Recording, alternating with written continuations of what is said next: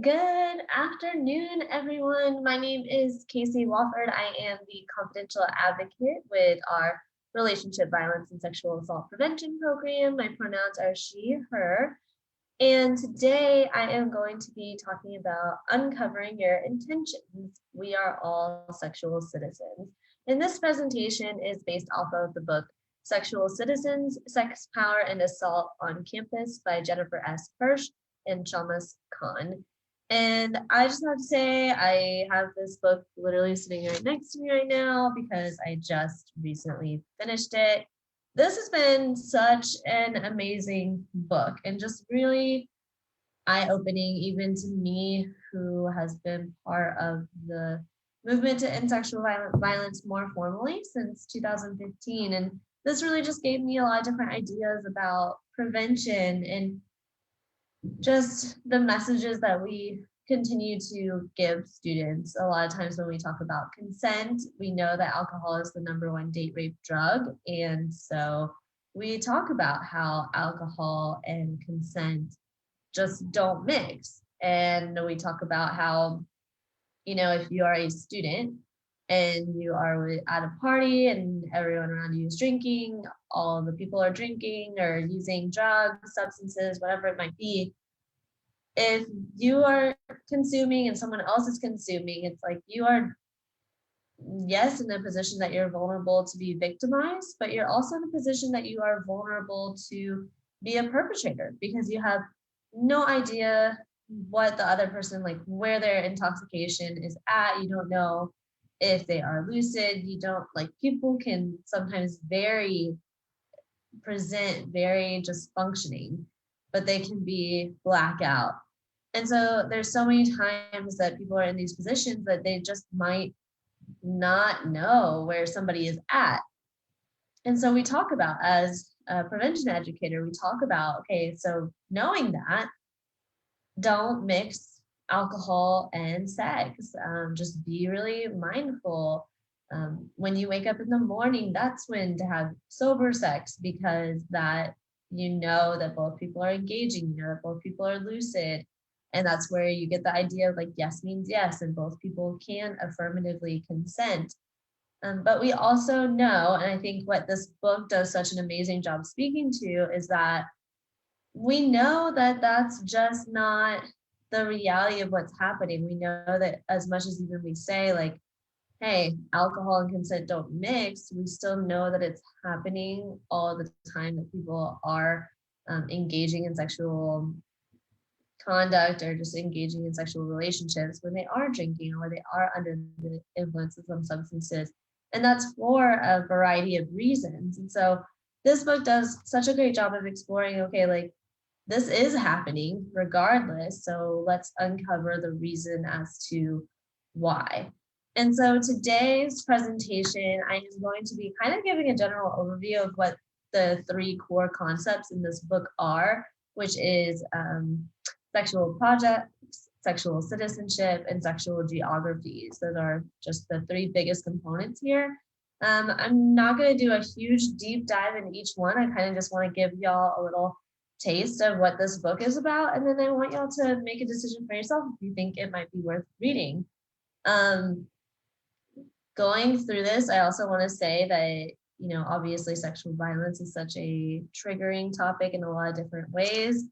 And so if you do decide to purchase this book, there are a lot of different descriptions of sexual assaults, of people processing and relaying a story. And then the student might describe the story. And then after that, they might follow up and say, okay, so following up, what do you think sexual assault is?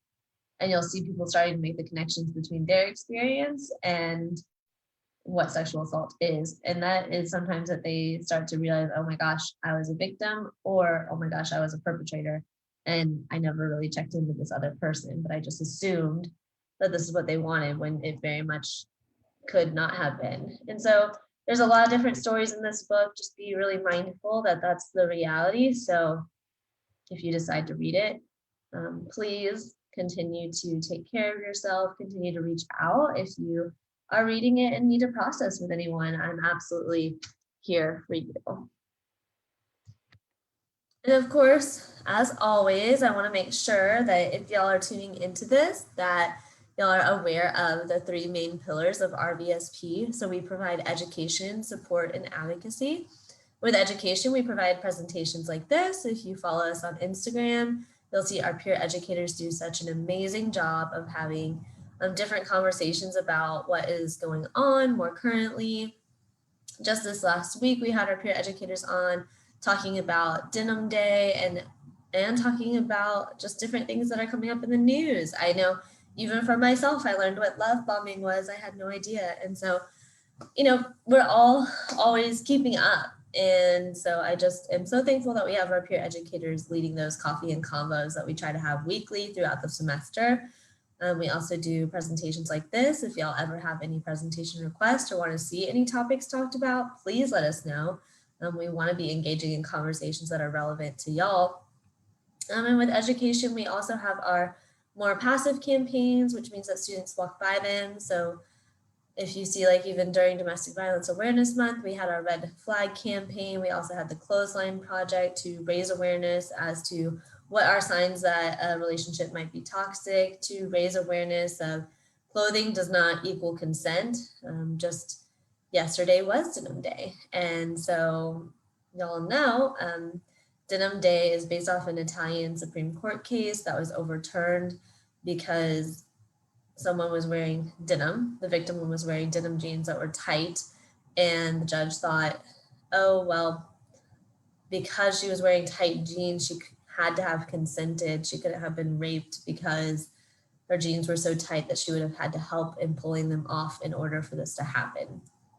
And so the Clothing Project is about making sure people are never victim blamed, and it's a way of creating more visibility because this topic is often talked about, behind closed doors, or just it still has such a stigma around it. And the Clothing Project really originated from this idea that the women would have abuse going on in their households. And so it was only when they were out literally hanging up their clothes to dry that they would see other neighbors and have a space to be able to talk about what was going on in their homes with somebody else and reach out for support. So that's really where the Clothesline Project originates from. We also provide support. So again, I'm a confidential advocate. So any student who reaches out, whether it be through in person, over the phone, on Teams, I am here to support you. I am not here to give advice. I'm here to make sure that you know all of your rights, all of your options, so that you can determine what is your own best path to healing with the support that can look like linking up someone with emergency housing, emergency assistance funds, if that's what they need, some finances, access to food. It can look like safety planning, academic accommodations. I know even with the end of the semester, I've had more people reaching out needing some support with academic accommodations, because one thing that I can take off your plate is you don't ever have to tell professors like what specifically is going on in your life. I can take that burden off of your shoulders by saying, hey, I will reach out to your professors on your behalf. And all I'll say is, hey, the student's working with RVSP. Please practice flexibility and empathy during this time. But that way the student doesn't feel like, oh, I need to tell them like exactly why I didn't turn in this assignment, or exactly why I need an extension on this assignment. It's like, no, I can help with saying, hey, this person's going through some challenging life experiences. They need to focus on their mental health right now. So please be flexible. And I have always gotten such great responses from professors. And I really appreciate our professors on campus who are in support of students who are going through something. And with advocacy, for me, it's so important that students know I'm not here to support you just when you're in front of me in my office or just when I'm on the phone with you. I and RVSP are here to support you at a more community level, at a more systemic level. We keep up with what policies are going on. We keep up with our campus and understanding how is our campus being inclusive of survivors' voices? How are we amplifying survivors' voices and making sure that we're working towards moving our campus towards a nonviolent culture where nobody has to experience relationship violence or sexual violence. So today's objective, so I just talked about RVSP services, and then as I mentioned, we're going to go through the 3 core concepts of different things within Sexual Citizen. So sexual projects, sexual citizenship, and sexual geographies. So with sexual projects or sex projects, what sex projects really is it's answering that question of what is sex for you? And I found it really interesting in this book, the students that these people often spoke with, if you ask them the question, what is sex for, often did not have an answer. They had a really hard time expressing like, why do they have sex? Why do they engage in sexual relationships? And so they could explain sexual experiences, but just answering that question directly, what is sex for, was really difficult. But what you never heard, what they said that they never heard was, you never heard students saying, oh, sex is for reproduction. Sex is only until after you're married, and then when you're ready to have babies, that is what sex is for.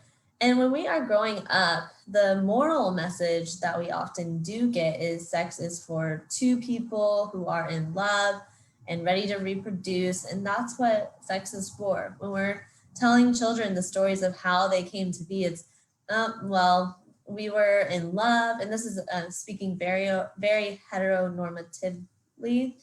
It's like, mommy and daddy are in love, and when two people are in love, then they get married, and then when they get married, they work to have a baby. And that is a very moral message, saying that sex is only for reproductive purposes. It's not for anything. Whereas realistically, what is going on is that sex is for a lot of different things, especially for college students. And so what these researchers found was that it really kind of fell into these categories, what sex projects are for.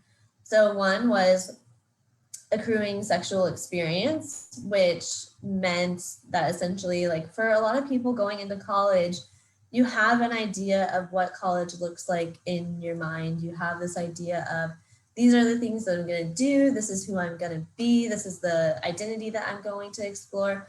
And for a lot of people, part of the identity that they're going to explore is their sexual identity. They are going to be excited because they have more spaces, they have more freedom to experience their sexuality. And so accruing sexual experience can be big for some people. There are some people who will absolutely, like, we have our dating apps, but dating apps can often be looked at as hookup apps too. So someone can just want to accrue sexual experience, and that might be all that they're looking for. It's like they're not looking for a relationship out of something. They just want more experience. For a lot of students, there's a lot of social anxiety, a performance anxiety around, am I going to be good at having sex, whether that's oral sex, penetrative sex, whatever that looks like. It's like, I want to make sure I'm good at it with who I end up with or the people that I end up with. Therefore, I need to accrue sexual experience so I can bring that into relationships that matter more to me. Or even if it's not for that long-term goal, it's like, maybe for some people, it's this ever looming idea of like, oh, I still have my virginity.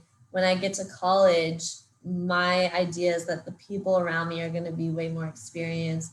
There's not going to be virgins around me. So I just need to get that over with. I need to get that experience done so that I don't have that label on me anymore and I can just move forward. And that is a very real thing for some people. So that was one of the categories, was just accruing sexual experience. Another category was seeking pleasure. Obviously, I think for sex in general, that would ideally be a goal, but it's not always the reason that people are engaging in sex. So a lot of people do have consensual sex that is maybe not so pleasurable, but they're doing it for maybe one of these other purposes. But for others, seeking pleasure is the primary purpose of sexual relationships. So again, it just varies. Connecting emotionally was another theme. So with that, what that can mean is maybe someone really matters to you, you are in a relationship or relationships, and so you want to like be more intimate. You want to share everything with this person. You want to have like that connecting experience of how can we connect even more. And for people that looks like, okay, one of the other things that we can do to connect is engage in sexual relationship. And so that can be one. That's where I think things like breakup sex can fall under. If you know that someone is grieving, it's like wanting to be there, and then they're just being this like sexual tension. And so feeling for someone, wanting to connect with them. So having sex with them if they're grieving, it can look like just taking that relationship to the next level. So that connecting emotionally one really stood out to me of it's just if someone's experiencing things, or maybe a couple is going through a hard time and they just feel like they've been on different pages lately. And so they decide, okay, like they both decide that they want to have sex to try to feel more connected. Another theme was defining oneself. So I talked about, you go into college, you are excited because you get to experience and explore who you are more so and your identity. So sexual projects can fall under just defining oneself, especially for our LGBTQ plus community. It can be looking more into owning and being excited about that identity and being proud of that identity. So that can be part of it. And it's not just the LGBTQ plus community. Defining oneself can just be of how are you going to be perceived by other people. And for some students who came into this book or who provide answers here, I know that they even use the term F-boy. It's like, do you want to be defined as that? Or do you want to be defined as the person who's more promiscuous? Or do you want to be seen as the person who is not promiscuous at all, who is very conservative? But so for people, they're exploring like, how do they want to be seen by others as well? And how do they want to see themselves? And then finally, the final category that I want to talk about is impressing others. So this one came up. So sometimes people, it's like they would engage in drunken sexual experiences, and then it's like they would think, oh, I'm with this person. I know that this person can help elevate my status if I share that I had sex with them. So I'm going to make sure I hook up with them. And even for this also says like, this is really kind of defined by social constructs of who is desirable and who is not. So for impressing others, it puts people in boxes of, will having sex with this person elevate my status or will it worsen it? And I think that was such just an interesting concept to explore, of this idea of I'm having sex with someone so that when I'm done, I can share and talk about this experience with my friend group or my social circle, and they're going to think it's cool. Well, when we think about it, it's like, who is defining cool? Who is defining what experiences are quote unquote cool? And for a lot of people, I would say that this is where, especially with more white institutions and white supremacy in general, this is where you see a lot of oppression happening too of, well, maybe it's not seen as so cool and it's not going to impress others if someone has sex with someone of a certain race or a certain ability, whether they're able-bodied or have a disability. And so I just think it's interesting because when we're thinking about this last one, really our social norms fall into this of who is defining what is cool. And that can be really problematic. And if people don't really think about that, then if you're thinking about the need to impress others, that can be harming in and of itself, but it's not like someone's intentionally trying to harm someone. It's just that our social norms are harming in general at times. Even when you think about the concept of defining, okay, who's going to elevate my status, we start to think of, well, who is beautiful? Well, who is defining what beauty is? And we need to be exploring those things in order to shift towards a more nonviolent campus. And with impressing others too, I think it's important to realize like some people here are going to be willing to engage in more risky activities of maybe the fear of getting caught is a turn on. It's something that someone's excited to be able to share that with friends. So that's like having sex somewhere on campus that's usually not allowed, or having sex in a more like under substance use that's just seem more risky. Like, this is the first time I've ever tried ecstasy and I'm going to have sex and I'm going to be able to talk about it. So this impressing others category can definitely be one. And none of these sexual projects, none are better or worse than another, right? There's no right or wrong reason for someone to engage in sex. It's just as long as it's not causing harm towards others. But what we saw a lot in the book is there are some stories that's like nobody really seems like they're ever trying to intentionally cause harm to others, but then they still are at risk of being a perpetrator because they don't realize their intentions behind their behavior and that they can be harmful. So just something that is really important is to think about what is your sex project in college? Why are you engaging in a sexual experience with someone? Is it to accrue sexual experience? Is it to seek pleasure? Is it to connect? Is it to define oneself or impress others? And for whatever reason you are engaging in sex, know that that reason is legit. All of these reasons are completely fine, and you have the autonomy and agency to determine for yourself why you would like to engage in sex. Why and what does sex mean to you? So I encourage everybody to try to answer those questions for yourself, and being more aware of that can be really eye-opening and helpful. And then I also want to finally add with this slide that these don't necessarily, like, they're not siloed. So someone can engage in a sexual experience because one, they want to accrue sexual experience and they want to impress others. So, or it can be, I want to seek pleasure and I want to connect emotionally with this person, with my partner, with my partners. And so just know that these don't have to be, this is my sex project for this time in my life. You can have multiple going on. Your sex project can change over time. You can accrue sexual experience and then decide, okay, now that I'm done with that, I want to just connect emotionally. That's what I'm looking for next. So sex projects ebb and flow and change over time. They are flexible. So the next big concept that they talk about in this book is the idea of sexual citizenship, right? The book is literally called Sexual Citizens. And sexual citizenship is really that everyone has the right to have agency over their bodies. So everybody has the right to be a sexual being, to have agency over their bodies and determine what kind of sexual relationships that they want to engage in. And what they found in this book was that growing up, people get different messages about their right to their own bodies, of their right to sexual citizenship. And if we can help people give younger, younger adults or even children more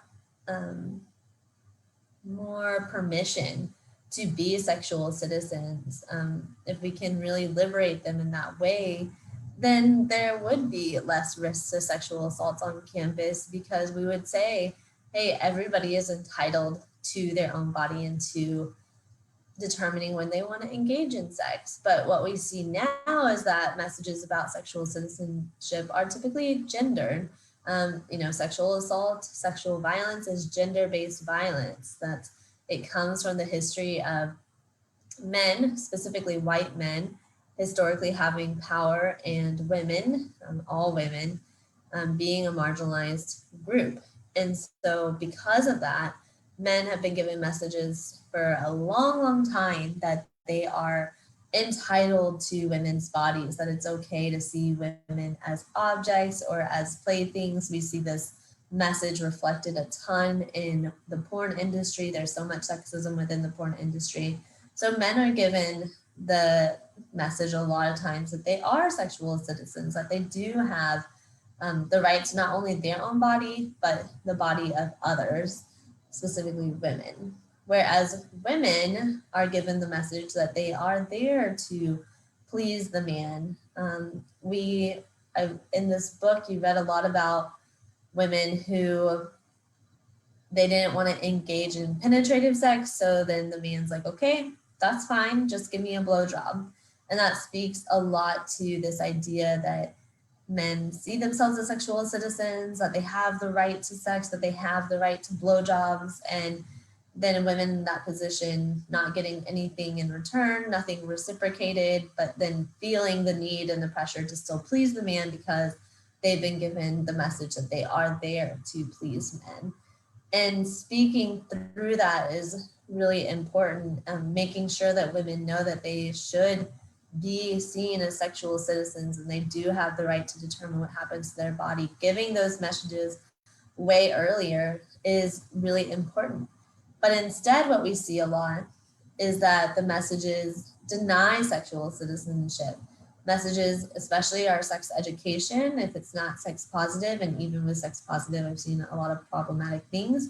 But a lot of sex education is really, it's taught by someone who doesn't want to teach it.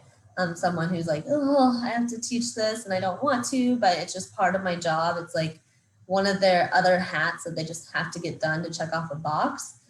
And what we see with sex education is a lot of, if you have sex, then you will get pregnant, right? This, again, the idea of sex is for reproduction. If you have sex, you will get pregnant or you will get an STI. I always think about that Mean Girls, the movie from now, it feels like a while ago. There's always that quote where it's like the gym or athletic teacher is doing the sex education, but he just holds out the box of condoms and he's like, if you have sex, you will get pregnant and you will die. And so a lot of our sex education is really fear-based, which doesn't do anything to encourage students to see themselves as sexual citizens who deserve to have the right to sex and deserve to decide if they want to engage in it or not. And a lot of times with parents, there is like this freak out mode of when a child is getting older, if they're caught masturbating, a lot of times there's children who get shamed for that, or like, that's just not something that you do. Like something feels good to a kid. It's so natural for kids when they are younger to start exploring touching themselves. They feel like something feels good. And then their parents are just like, oh, don't do that. Don't do that. And that gives such a message of denying sexual citizenship. And especially for our queer and LGBTQ plus youth, there's not like a denial of sexual citizenship. It's like even invisible. So when we think about messages of sexual citizenship too, we need to think about our media. So LGBTQ plus and queer individuals are not really reflected in our media nearly as much. It's just invisible that they are engaging in sexual relationships. And I do, of course, think that this is getting better over time. We're starting to see a little bit more representation, but not nearly as much as cis heteronormative representation. And so with that, again, it's hard to see yourself as a sexual being when you don't have, you're not seeing it anywhere else, or you're not having anybody to talk to about it. So like for parents of LGBTQ plus youth who maybe are heterosexual and who have never engaged in sex in a different kind of way, they might just say, oh, like, just don't do it. And when we give messages of, well, just don't do it, that denies people the right to their own sexual citizenship. And we are all sexual citizens, and we are all deserve the right to sex and to explore that. And so we really need to be changing our messages about sexual citizenship, starting with youth, so that we can have that change. By the time people get to college, they already know, I have the right to my body.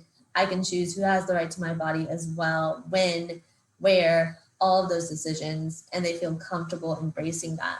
But because people aren't given those messages, aren't having those conversations, or those conversations seem taboo, or there's a stigma, instead there's just a lack of the conversation altogether. And I wanted to share, this video is actually the researchers talking about their this core concept to sexual geographies. And I wanted to just share them, giving a little, it's called a micro lecture, so that y'all can see it, because they're gonna speak to sexual geographies way more than I can, because this is their expertise. And I also want to just give huge kudos to our intern, Connor, who did an Instagram live talking about dorm rooms and how dorm rooms themselves can facilitate sexual assault because there's no other place to sit that's not like socially awkward, but two people on the bed, and what message that gives and how people then think that that means consent when it does not, but there's just nowhere to sit. And so he did this awesome Instagram live on it. And then I was telling him that I read this book the other day. He's like, I know that those names just sound so familiar. And he had done that Instagram live after reading a research article that was actually by Jennifer Hirsch. And so just thought that that was really interesting. And so here's a little bit deeper dive into what they mean when they are talking about sexual geographies.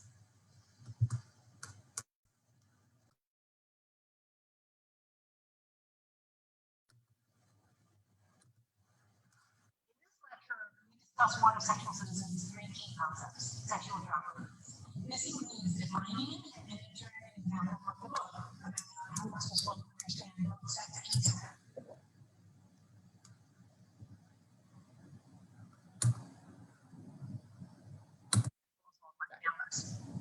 We also do something which we don't do in the book, which is to step back a little bit and situate the idea of information to sexual before we start this one.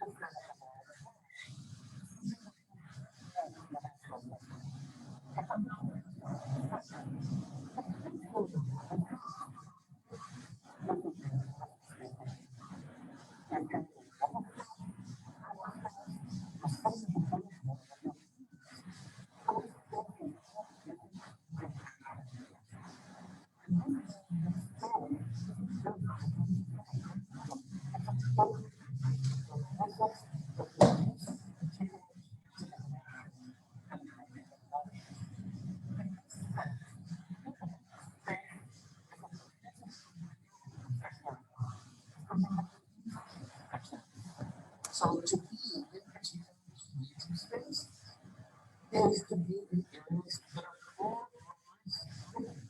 to produce such an experience.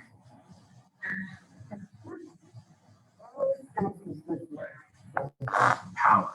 So, as Jennifer said in the beginning, think, for example, about campuses that have fraternity and sorority life.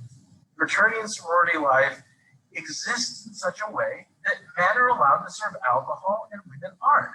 And so access to space and control over space is deeply gendered. Or in contexts where you know, if you want to be able to have not just beer, but say a mixed drink, you have to enter into a private space that someone else controls on the fraternity. This shows the ways in which space reflects a range of social power. You have the power of race, the power of race, the power of gender. And this also key leaders about space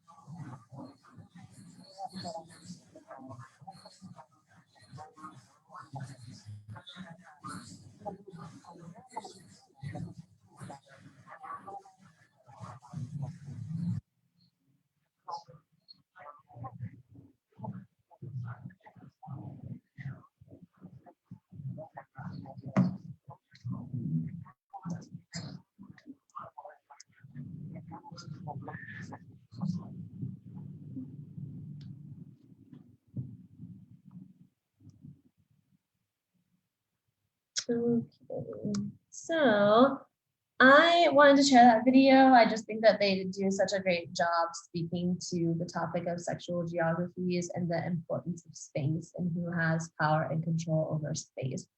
And I think they do such a beautiful job speaking to the intersectionality of power, class, race, gender.